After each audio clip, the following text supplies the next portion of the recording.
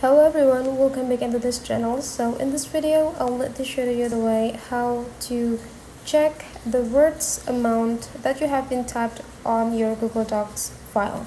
Let's just jump into the tutorial. Open the documents, Google Documents, and open the files that you want to check. So here I already have this letter that sometimes some company required the candidates to write the articles or the cover letter into the specific amount of the words. So here you can just check it the amount of the words that you have been typed on these files by click this way.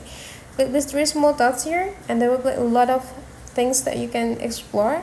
And please find this word count. You just need to click it, and they will show you information about the words that you have been typed on these files. You already typed like 490 words within these 2,956 characters, but then if the spaces is not being counted, there will be only like 2,468 characters excluding the spaces. So if the company or the university require you to type or to have like 500 minimum words for the letters, means that you need 10 more words to fulfill in the requirements. So that is the way how to count the words that you have been typed on the Google Docs file. Hopefully this tutorial today is useful for you. Thank you for watching, and I will like to see you for the next tutorial.